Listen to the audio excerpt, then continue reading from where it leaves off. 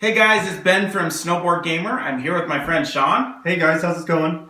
Today we're going to be sitting down and just chatting about a topic related to board games. And the topic was chosen by Shaun himself. So what is the topic today, Shaun? What makes a wow factor game for you? So first off, what do you mean by a wow game? Let's define that. Sure. For me, a wow game is a game that the first time I play it, I get a tingle feeling. There's something that really draws me in about the game. It makes me want to play it again immediately. It's a game that sparks my interest, and I know that this is a game that I'm going to sort of foreseeable in the future play. I think we've all had those games where you finish one and you're just like, let's play again. That's right. Let's play again. I know what you're talking about. There's that certain thing about it. You're like, oh my gosh, maybe it's a new mechanic. Maybe it's the player interaction. Maybe it's the non-player interaction. Right. Integration of theme. Sure. Typically, it's mechanics for me. There's a mechanic that I particularly love in the game or how it's applied. So what's one of the game mechanics that the first time you played it just gave you that wow factor? And what game was that? For me, Cosmic Encounters variable player powers. I really like the dynamic of being able to choose how you're going to shape the rest of your game, and then when you actually get to sit down and play the game, how what you chose defines the dynamic of the game and how other people play the game as well. For me, I would say my first worker placement game, I didn't even know what a worker placement game was back there. And for those who aren't familiar, that's where you have different actions on the board and you've got a certain number of workers and you can put them on there and take those actions. But once you've taken one, someone else can't take another one. That just blew my mind, and it was Caverna. You brought it over to our house. That was the first one I played. Yeah, straight to Caverna. Most people are like tinkering with Stone Age or Lords of Waterdeep or something. I went straight to Caverna, and I just remember after that night just being like totally wowed by that game. What else? Do you remember any other big wow factors for you in games? Is there any recently? Well, as a matter of fact, yes. Just this past week, the first time I played Five Tribes. It's not a new game, but a first time for me to play it. I really liked the variable opening of the game. And that's one of the things that I particularly look for in a game, is a game that is strategic and encourages you to think going forward, but doesn't have a set, first 5 moves. Like chess. Like chess, for example, yeah. I mean, don't get me wrong, chess has an entire encyclopedia of openings to study. But I like Five Tribes, and it just had that little variability that made me think every time I sit down to play this game, I'm going to approach it a little bit differently. I mean, we even struggled teaching our friend. He has, what is this game about? And we were like, I don't know how to describe the game. We're just going to set it up and teach you the rules, and you can make your own assumptions. So maybe that's part of it, is just a game that's so unique. And to me, Five Tribes did that. It's such a unique game. I feel like it didn't copy any other game out there. Well, if it did it in such a subtle way that I can't point to what it's copying. I remember the first game of Secret Hitler that I played. And we've played social games with secret identities before, like The Resistance, which is a good game. But once I played Secret Hitler, it to me had that wow factor. Something about it, being able to completely frame someone at the table. The way that it goes down in that game was just different than the other ones that I played. And I really liked that mechanic, where it's really like one-on-one. Like The Resistance is 3 people are on the team and somebody failed it. And you're like, no, it's him, no him, no him. This one is like one person versus one person pitted against each other. And the whole table just has to decide, who do they believe? One of the things that I would want to bring up here is that Secret Hitler doesn't necessarily do anything new.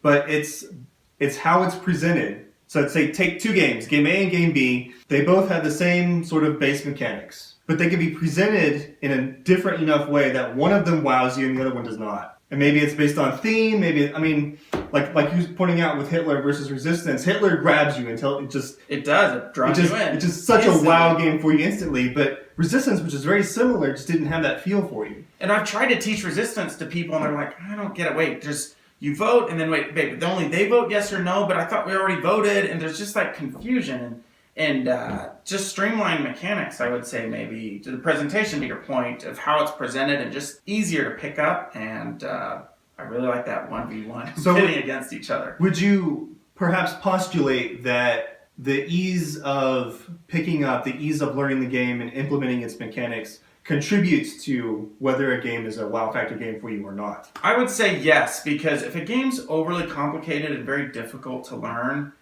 I think rarely does it have that wow factor the first time you play it. We take Terraforming Mars. It's one of my favorite games, but the first time I played it, very clunky, a lot of rules, a lot of stuff to soak in. To me, it didn't have that wow factor the first time. It was one of those that just aged and got better with time. And the more plays you got, it's like, wow, this game is really cool. But it didn't just like pop for me the first time because it took so long. So a funny story, I was at a conference last year. There was a group of people and they all went to the hotel bar afterwards to have a drink. And I brought Coup with me. And they're like, a card game, what? What's this card game all about? And I described it as a much more interesting version of poker. You have your two cards in front of you and you just have to bluff about which one you have or you don't have and try and call people out on it. And that registered with them and they were like, huh. And to them, it had that wow factor. None of them were gamers. They really didn't play board games or card games other than maybe poker. They're like, what is this board game? And it had the wow factor for them. Maybe because it was something different. One of the things about Cosmic Encounter that really helps draw people in is that anyone can play Cosmic Encounter. Literally anyone can play Cosmic Encounter. It's not complicated. Right. Social enough that it engages the group on a macro level as opposed to, one-on-one individual. And it's got that poker aspect to it also, which I think a lot of people they can relate to that. And look at Vegas, it's just poker and games. It's just a different kind of game. It's gambling, but people can relate to that. And they somehow like that aspect of. I mean, if you think about poker, it's not really about I got better cards than you. Most of the game is bluffing. Right. And so a lot of these social games, like the Resistance, Secret Hitler, Cosmic Encounter, Coup, they're all just, in my opinion, much more interesting versions of poker. Right. Okay, so back to the wow factor. So we've talked about a new mechanic, simplicity of the game, easy to learn. I'm going to add one more of how the game ends also. Okay. I think how the game ends can contribute to that wow factor. Every time you get to the end of the game and the scoring happens, there's some games that are kind of anticlimactic and you're done and you're like, well, that's interesting. But if you find one that just, you're in it and you can't really tell who wins and you're finishing out the final score and it's all very close, maybe it's not just how the game ends, but how close the scores are. If you have these games where someone just destroys someone else, that can also have, I think, a negative impact on someone liking that game. If they feel like they can't even compete the first time. On the flip side, I would argue that you don't want a game that produces a close game, well, this is my personal preference, produces a close game between a completely unskilled player and someone who's a veteran. Because that tells me that the scale is probably too compressed. Maybe a little bit too much randomness in the game if you can have super close scores for a veteran versus a rookie. Right. That's fair. I like a game where I feel like even if I lose the first time or even get destroyed, that doesn't bother me. Some people have a problem with that. As long as I feel like, you know what, if I knew this game better, I could totally compete. I've actually got one more. Okay, go ahead. I might have mentioned it earlier, and that's integration of theme for me can contribute to a wow factor game. And I have a game in particular to recommend to you, and that is Guns of Gettysburg. I know a lot of people don't enjoy or have any sort of passion for war games, and this is a war game. There have been a lot of games, I've played several of them, that have attempted to recreate, model, give you the feeling of the Battle of Gettysburg, depending on sides. Usually, these games will tackle the medium from a strictly historical perspective. They will reinforce both armies according to the historical schedule. You'll have unit strengths specific for historic. So they're kind of weighted towards the person who actually won the battle? Yes, I would say yes. Or, well, it can go the other way too. I've seen it go both ways, where the designer will deliberately weight the game for the Confederates even though they lost. For Guns of Gettysburg, the designer is absolutely brilliant. What this person did is they went through the map of Gettysburg, the surrounding countryside, which is obviously always the field for this particular battle, and manually analyzed each position on the field for unit placement. Normally, in a war game, you'll have squares, you'll have hexes as locations for your units. And in this particular game, they are positions. They are not areas, okay? And so the map isn't regular by any stretch of the imagination. It's not like a completely solid of hexes. That's right. It's a mess, honestly, if you look at it. But it's based on the topography of the battlefield. and how units wouldn't stand in a field like previous games. There'd be a hex in the middle of a field, and you could put your unit in the hex, and thematically your unit is sitting in a cornfield. So like high ground versus low ground really matters. It matters big time.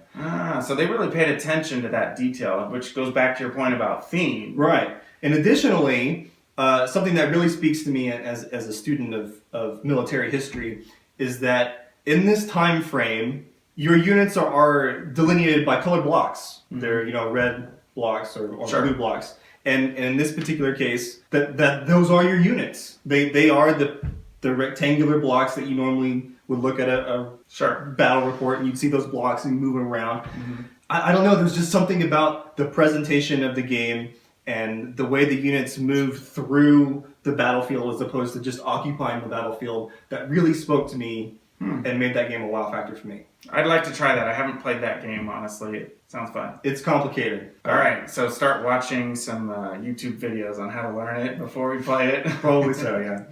Speaking of lighter games, a game that gave me the wow factor we played the other night is Colt Express. It gets a lot of negative heat because people say, that game's too random. Well, you're robbing a train. It's a Western theme. In fact, it's got little cactus and dirt mounds and stuff to put around that have absolutely nothing to do with the game. Very thematic. And when you're trying to rob a train, things are going to go wrong. Someone walks in the door, oh crap, I got to run to the roof because someone's coming after me. I mean, that's part of it. Just all fits in well with the theme, and also the way that everyone plays around. And then you just play it out like a story. This guy runs, this guy shoots, this guy grabs gold and takes off. And it just, to me, it's just really fun. It's a silly game. But to me, the first time I played it, it was just, wow, this is unique. I've never seen anything like this before. Or just, wow, it's fun. Yes, sure, just flat out fun. And honestly, we ended that game, and I don't even remember who won the first game. That wasn't important in that game. It just, the experience was so great that it wowed me. I would agree. And as a person who particularly likes depth and strategy and even length in my games, I remember there was a time when I wouldn't buy a game that played in less than 2 hours. Don't expect that just because the game is easy to learn or light that it is not fun. All right, well, let's go ahead and wrap this up. Thanks for joining us today. Thanks, Shaun. This has been a lot of fun. My pleasure. Thanks for having me, Ben. All right, subscribe for more board game videos, and we'll see you next time. Bye. Bye.